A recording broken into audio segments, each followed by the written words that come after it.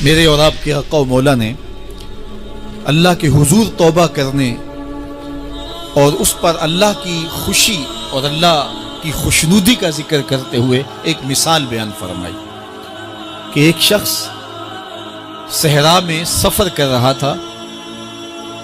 تو وہ ایک درخت کے نیچے دوپہر کاٹنے کے لیے سستانے کے لیے رک گیا اور درخت کے ساتھ اپنے اونٹ کو باندھ دیا اور خود لیٹ گیا تاکہ دوپہر کاٹ لوں۔ تھوڑی دیر کے بعد جب اس کی آنکھ کھلی تو اس نے کیا دیکھا کہ اونٹ ماں ساز و سامان کے ساتھ غائب ہے۔ اب صحرا میں اونٹ کا گم ہو جانا گویا زندگی چلے جانے کے مترادف ہے، تو اس نے دائیں بائیں بھاگ دوڑ کے دیکھا کہ کہیں اونٹ کا نشان مل جائے، لیکن اونٹ کا نشان نہیں ملا۔ تا حد نظر کوئی انسانی آبادی نہیں۔ وہ بھاگا اور تھک ہار کے دوبارہ اسی درخت کے نیچے بیٹھ گیا اور پیاس سے ہلکان ہوا جا رہا تھا اور درخت کے ساتھ ٹیک لگا کے لیٹ گیا اور موت کا انتظار کرنے لگا۔ جن لوگوں نے صحرا کا سفر کیا ہے ان کو اس بات کا اندازہ ہوگا کہ کئی 100 میل تک انسانی آبادی ہی نہیں، اب نہ کچھ کھانے کے لیے بچا نہ کچھ پینے کے لیے بچا، اونٹ بھی غائب ہو گیا، توشا بھی ساتھ ہی چلا گیا، تو اب ظاہر ہے سیدھی موت ہی نظر آ رہی ہے، تو وہ اس درخت کے ساتھ ٹیک لگا کے بیٹھ جاتا ہے اور موت کا منتظر ہوتا ہے۔ تھوڑی دیر کے بعد پھر اس کی دوبارہ آنکھ لگ جاتی ہے۔ جب دوبارہ آنکھ لگتی ہے تو تھوڑی دیر بعد پھر آنکھ کھلتی ہے۔ جب دوبارہ آنکھ کھلتی ہے تو دیکھتا ہے کہ اونٹ جو گما تھا ماں ساز و سامان کے اس کے پاس کھڑا ہے۔ تو صحرا میں اس حالت میں اونٹ کا مل جانا زندگی مل جانے کے مترادف ہے۔ تو وہ اتنا خوش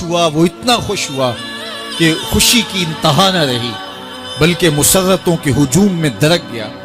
اور کہنے کیا لگا، اللہم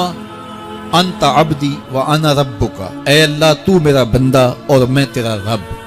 کہنا تو یہ تھا کہ تو میرا رب اور میں تیرا بندہ،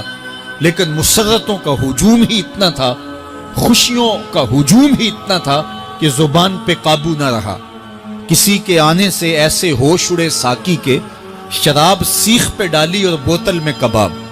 کہنا یہ تھا اللہم انت ربی وانا عبدک، لیکن اس قدر خوش ہوا جب بھی تیری قربت کے امکان نظر آئے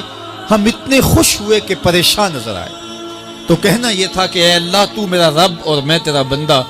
لیکن خوشیوں کے ہجوم میں وہ کہتا ہے اللہم انت عبدی وانا ربک، اے اللہ تو میرا بندہ اور میں تیرا رب۔ حضور یہ بات بیان کرنے کے بعد صحابہ سے پوچھتے ہیں کہ ذرا بتاؤ اس بندے کو کتنی خوشی ہوئی کہ خوشی میں زبان بھی قابو نہ رہی اور اپنے آپ پہ کنٹرول نہ رہا، اور خوشیوں کے ہجوم میں اسے یہ بھی پتہ نہیں چل رہا کہ وہ کیا بول رہا ہے۔ تو صحابہ نے عرض کی حضور بہت زیادہ اسے خوشی ہوئی۔ تو میرے حضور نے یہ بات کرنے کے بعد ارشاد فرمایا، جس طرح اس کو گما ہوا اونٹ ملا اور اس کی خوشی کی انتہا نہ رہی، تو فرمایا جب کوئی شخص توبہ کرتا ہے اور اللہ کی حضور پلٹ کے آتا ہے، گناہوں سے معافی مانگ کے اس کی دہلیز پہ آتا ہے، میرے حضور نے فرمایا اللہ اس سے بھی زیادہ خوش ہوتا ہے کہ میرا بندہ میری چوکھٹ پہ آ گیا۔ تو وہ یہ چاہتا نہیں کہ اپنے بندوں کو عذاب دوں، وہ خود آگ میں چھلانگے لگائے تو اس کی مرضی، اگر گناہ سرزد بھی ہو گیا ہے تو کوئی بات نہیں، معافی مانگ لی۔